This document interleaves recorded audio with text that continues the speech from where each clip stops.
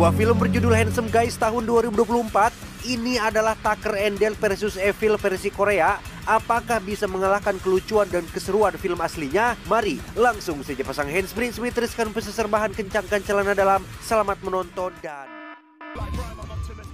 야, 그놈들 딱 Cerita diawali dengan memperlihatkan kelompok remaja yang sedang liburan menuju ke sebuah villa di perbukitan, di mana mereka tak sengaja menabrak seekor kambing yang berdiri di tengah jalan dan... Bukannya mengubur atau setidaknya merasa bersalah telah membunuh seekor binatang, mereka malah asik berfoto selfie dan menganggap jika hal ini adalah momen langka yang layak untuk diabadikan. 우리가 묻어주기라도 해야 되는 거 아니야? 미나야, 다들 피곤한데 그냥 가자. Dan kisah akan berfokus pada dua mas-mas bersaudara yang punya paras tampan dan menarik. Ada Sanggu si gondrong dan Jae kakaknya yang pakai kacamata. Mereka baru saja membeli sebuah villa mewah di tengah hutan dan bermaksud pergi ke sana untuk memeriksanya. 저도 형들이 미남이어서 좋아요. 먹으라노. Dan ya, Sanggu dan Jae pun tak sengaja melindas kambing yang sudah mati tadi. Di mana saat mereka bermaksud akan membawanya untuk dikubur dengan baik, muncullah dua polisi yang sedang berpatroli dan menganggap jika Sanggu dan Jae adalah dua penjahat yang sedang menggotong jasad seseorang. 동작 그만!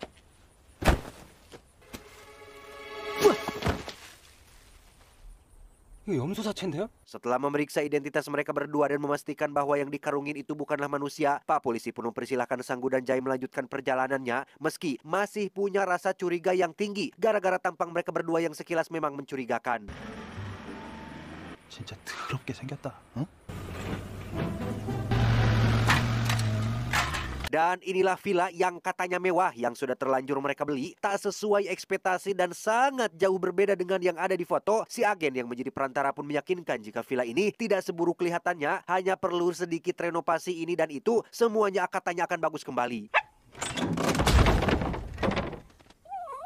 Saat Jae sedang sendirian di tiang, ia nyaris mati ketika sebuah kayu berpaku hampir menghantam kepalanya. Beruntung ada Sanggu yang dengan cepat menolong. Mereka berdua pun kemudian memeriksa ruangan bawah tanah, berharap ada barang yang masih bisa dipakai dan tiba-tiba...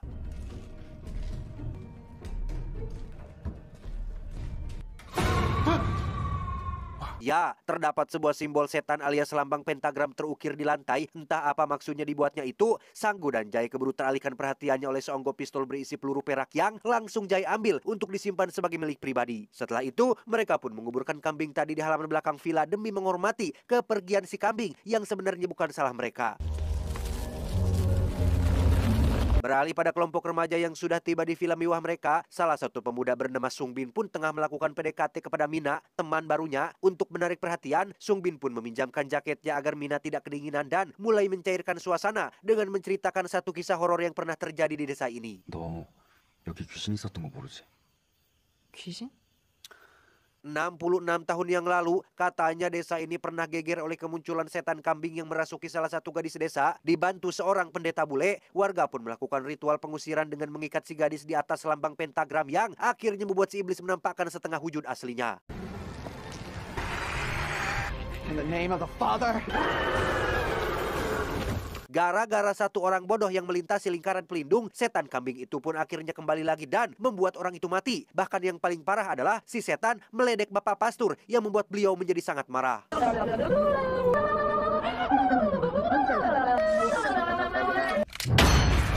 Selesai Sungbin bercerita, Mina pun pergi ke kamar mandi untuk cuci tangan. Yang tepat saat kembali, ia tak sengaja menguping pembicaraan Sungbin dengan temannya mengaku hanya ingin mencicipi Mina sebelum ia kembali ke luar negeri untuk melanjutkan karirnya sebagai pemain golf. 보라 지금 어딨어? 보라 어딨냐고! Mina yang kesal pun langsung pergi ke pinggir danau tepat saat ada Sanggu dan Jae yang kebetulan sedang memancing. Di mana saat Mina menoleh ke samping, ia pun seketika terkejut dan tak sengaja jatuh ke air. Sebagai pria tampan yang suka menolong, Jae pun masuk ke air untuk menyelamatkannya dan inilah yang terjadi.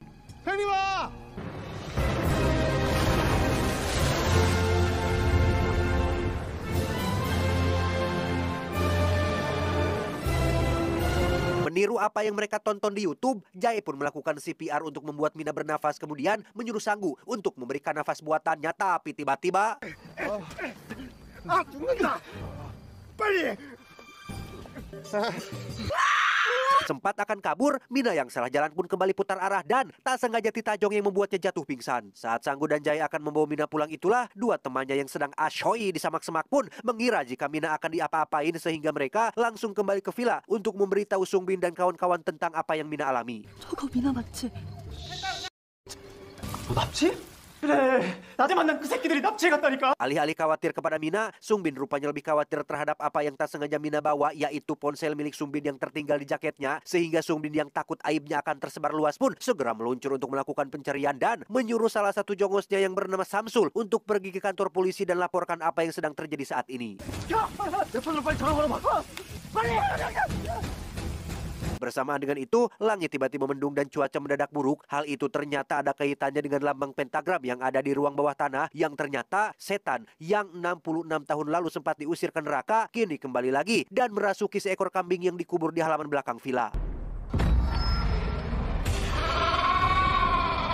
Beralih ke Samsul yang sedang menuju kantor polisi sesuai perintah dari Sungbin, ia pun tertawa puas karena sudah lama benci dengan sikap Sungbin yang selalu menyebalkan dan... Ya, Samsul pun mengalami kecelakaan akibat seekor kambing yang berdiri di tengah jalan yang ketika ia bangun dan menoleh ke samping, tiba-tiba...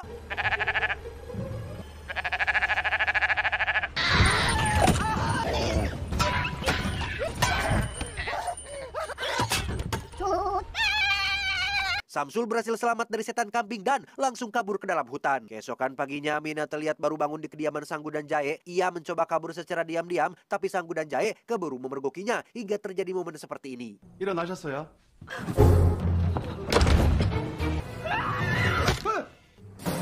그게 아니라.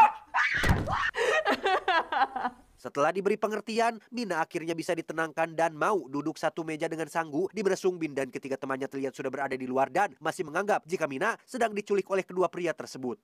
용준아, 네가 먼저 갔다 와. 진짜 맛있다. 아, 진짜요? Tepat saat Jae sedang menggergaji kayu di belakang rumah, Sungbin pun mengirim satu temannya untuk maju memeriksa, di mana Jae tak sengaja memotong sarang tawon yang bersemayam di dalam kayu tersebut sehingga inilah yang terjadi.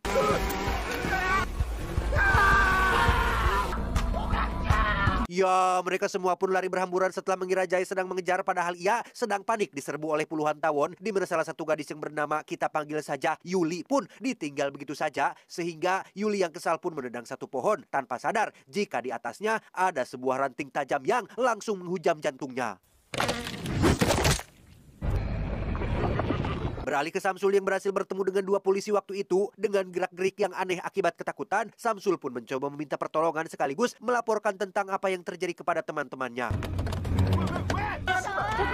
Kembali ke villa, Jae pun muncul dengan wajah bengkak sehabis digigit belasan kook alias tawon, yang karena pekerjaan belum selesai, Mina pun mengajukan dirinya untuk membantu merenovasi tempat ini, di mana Jae cukup dibuat kesal melihat adiknya justru lebih sibuk bersama dengan Mina ketimbang menikmati momen-momen kebersamaan mereka sebagai bersaudara. 하나, 둘,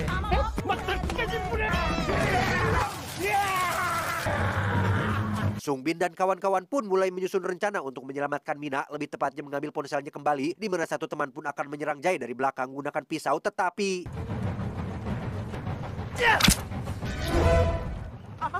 Gagal dengan pisau, si teman pun akan menyerangnya secara langsung, namun karena Jae menunduk, si teman pun malah masuk ke dalam mesin penghancur kayu.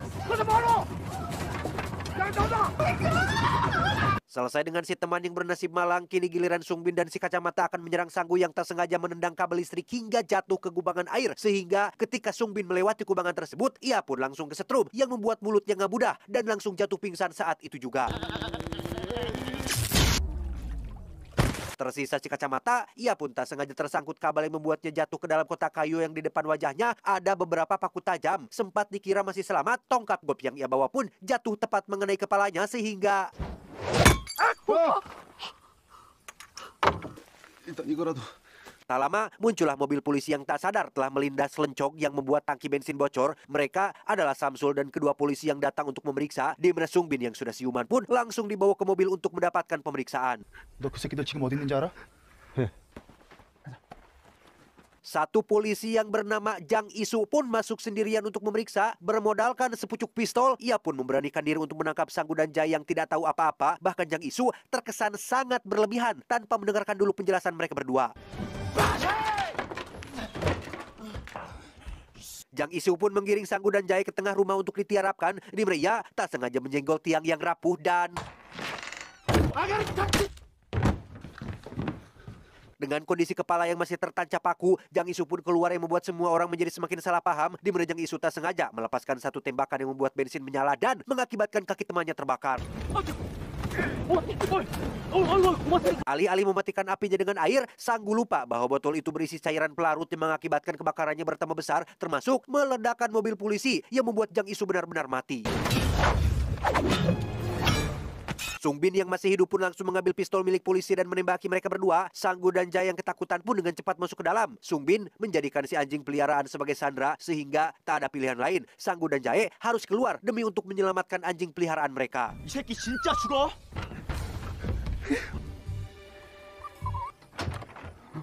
Menggunakan mesin penembak paku, Sanggu berhasil membuat pengalihan agar Jae bisa maju ke depan. Yang tepat saat Sanggu kehabisan paku, Sungbin pun akhirnya sadar dan langsung menangkap Jae untuk disandera di dalam hutan.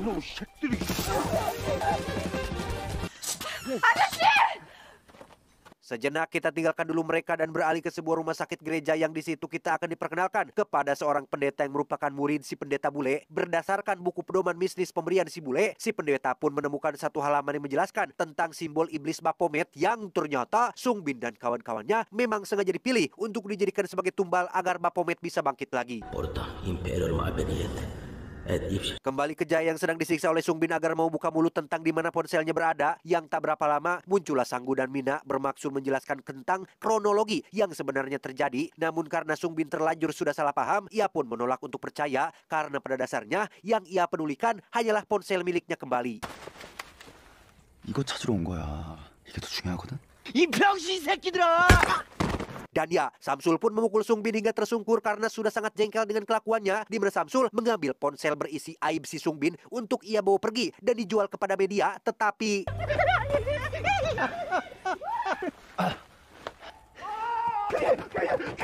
Ya, muncullah si Yuli yang entah bagaimana bisa hidup lagi setelah tertusuk kayu, di mana ya tiba-tiba bergerak secara aneh dan...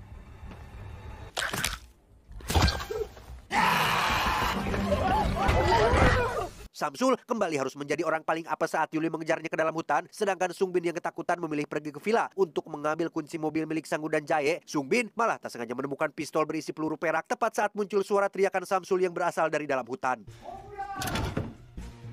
Tak lama muncullah Sanggu, Jae dan Mina dengan Sungbin yang langsung menodongkan mereka semua untuk meminta kunci mobilnya. Yang setelah mendapatkan apa yang ia inginkan, Sungbin pun langsung keluar rumah untuk pergi dari tempat ini, tetapi...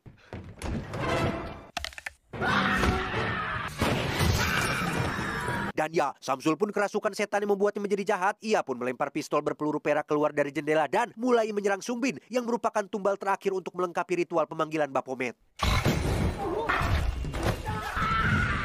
Dengan tubuh besarnya, Sanggu berhasil melempar Samsul ke ruang bawah tanah yang gelap, tapi tiba-tiba...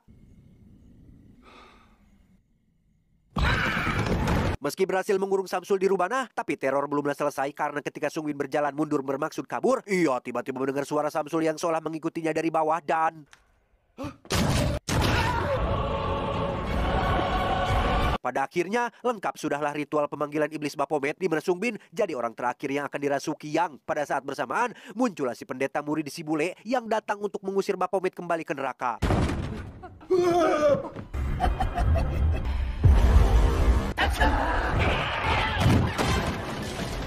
Bermodalkan salib dan doa, Pak Pendeta pun mengusir Baphomet dari dalam tubuh Sungbin. Sempat dikira sudah berhasil dan sukses melakukannya, Baphomet ternyata hanya ngeprank saja karena...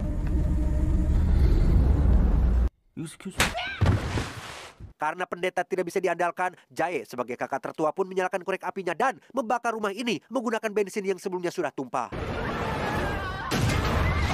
Dikira sudah mati, Baphomet ternyata masih hidup. Ia bahkan mengerahkan bala pasukan iblisnya untuk membangkitkan para mayat yang karena merasa paling tua dan paling bertanggung jawab, Jae pun memberikan kata-kata bijaknya dengan akan mengorbankan dirinya untuk mereka semua, yang ternyata Sanggu dan kawan-kawan sudah lari duluan sebelum Jae selesai berbicara.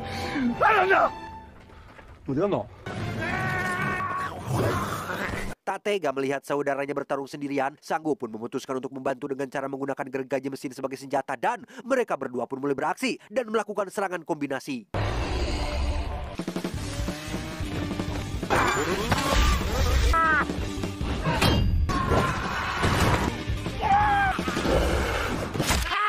Ketika Sanggu dan Jaya sedang terdesak itulah Mina sendiri diberitahu oleh Pak Pendeta tentang peluru perak yang menjadi satu-satunya kelemahan Baphomet, sehingga Mina dengan cepat mengambil pistol tersebut yang ternyata sudah rusak. Namun ada satu peluru yang masih tersisa. Menggunakan mesin pelontar paku, Mina pun mengancam akan menembak Sungbin alias si Baphomet, tetapi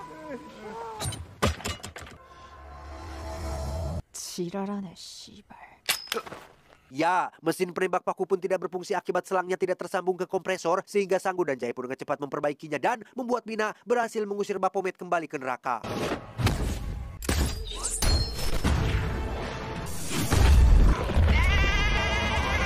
Dan ya, ada tangan raksasa yang membawa Baphomet kembali ke habitatnya. Entah tangan siapa itu, yang pasti semuanya sudah berakhir. Hari itu pun tiba-tiba menjadi cerah kembali dan gerbang antar dimensi akhirnya tertutup lagi. Terakhir, ada sebuah tulisan yang menyatakan jika Tuhan akan mengirim 3 malaikat untuk menggiring Baphomet kembali ke habitat aslinya, yang dalam hal ini ketiga orang yang dimaksud adalah Sanggu, Jaya, dan Mina yang tak sadar jika mereka adalah penyelamat dunia.